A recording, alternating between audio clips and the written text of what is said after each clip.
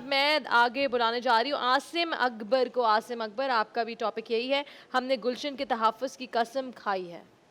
زمین و زماں میں حقانیت کے سر منازل سے محبت رکھنے والے گلشن کے وفادار نہیں تو اور کیا ہے صدر عالی وقار. اور ایسے وفادار جو اپنی تاؤ جسم کو دھرتی کے آغوش میں سولا تو دیتے ہیں, مگر جن کی زبان سے نکلتی ہر صدا اور جسموں سے ٹپکتے لہو گلشن کے گلدستے میں ایک نیا باب لکھتے ہیں صدر عالی وقار. 1965 کے میدان میں گلشن کے تحفظ کی قسم کھانے والوں سے لے کر ابھی نندن کے طیارے کو زمین بوس کر دینے تک, ام رباب کی جاگیردارہ نظام کے خلاف حق کی صدا بلند کرنے سے لے کر ارشد شریف کے چھنی جسم دوبارہ اس دھرتی کے آغوش میں دفن ہونے تک, اس بات کی دلیل ہے کہ ہم نے خیرات میں تو یہ پھول نہیں پائے ہیں, خون جگر دیا ہے تو بہار آئی ہے, خون دل دے کر نکاریں گے رخ برگ گلاب.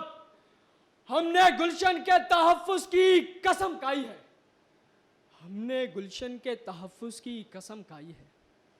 صدر عالی وقار, گلشن کے تحفظ کی قسم کھانا کوئی لڈو کا کھیل نہیں, بلکہ اسے شاداب رکھنے کے لیے ان گنت تن من اور دن کی قربانی دے کر ثابت کرنا پڑتا ہے کہ ہم نے گلشن کے تحفظ کی قسم کھائی ہے.